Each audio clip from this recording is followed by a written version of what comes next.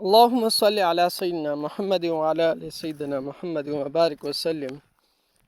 اعتکاف کے مسئلے میں ہم پہنچ گئے آج نبی کریم صلی اللہ علیہ وسلم کا پہلا اعتکاف۔ قرآن مجید کے نزول سے پہلے رسول اللہ صلی اللہ علیہ وسلم کی مبارک طبیعت میں سب سے یکسو اور سب سے الگ ہو کر تنہائی میں اللہ تعالیٰ کی عبادت اور اس کے ذکر و فکر کا جو بے تابانہ جذبہ پیدا ہوا تھا، جس کے نتیجے میں آپ صلی اللہ علیہ وسلم مسلسل چند مہینے غار حرا میں خلوت میں بیٹھا کرتے تھے۔ یہ گویا نبی کریم صلی اللہ علیہ وسلم کا پہلا اعتکاف تھا، اور اس اعتکاف ہی میں آپ کی روحانیت اس مقام تک پہنچ گئی تھی کہ آپ پر قرآن مجید کا نزول شروع ہو جائے۔ چنانچہ غار حرا کے اس اعتکاف کے آخری ایام ہی میں حضرت جبریل علیہ السلام سورہ علق کی ابتدائی آیتیں لے کر نازل ہوئے۔ یہ رمضان المبارک کا مہینہ اور اس کا آخری عشرہ تھا اور شب قدر کی رات تھی، اس لیے اعتکاف کے لیے رمضان المبارک کے آخری عشرے کا انتخاب کیا گیا۔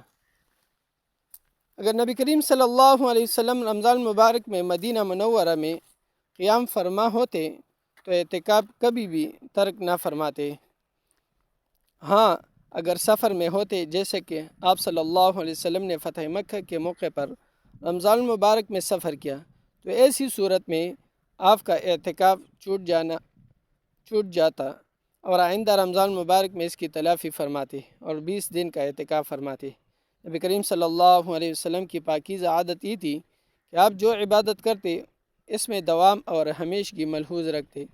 اگر کسی وجہ سے چھوٹ جاتا تو دوسرے اوقات میں اس کی تلافی فرماتے اور دائمی عبادت کے نور اور برکت کی حفاظت فرماتے۔ نبی کریم صلی اللہ علیہ وسلم پابندی سے تہجد کی نماز ادا فرماتے۔ اگر کسی وجہ سے کسی رات تہجد چھوٹ جاتی تو دن میں اس کی تلافی فرماتے۔ اسی طرح نبی کریم صلی اللہ علیہ وسلم کی پابندی سے اعتکاف کرنے کی عادت تھی۔ اگر اتفاق سے رمضان المبارک میں سفر کی وجہ سے نہ ہو جاتا تو شوال میں یا آئندہ سال رمضان المبارک میں اس کی تلافی فرماتے۔ اللہ رب العزت ہمیں اعتکاف کی بار بار موقع نصیب فرما دے اور بار بار ہمیں بیٹھنے کی توفیق عطا فرما دے، اور جس طرح حضور صلی اللہ علیہ وسلم کی سنت مبارکہ ہے اور لیلۃ القدر کی رات کے لیے یہ خاص کر اعتکاف کا عمل ہے تاکہ لیلۃ القدر کی رات کو ڈھونڈ لیا جائے۔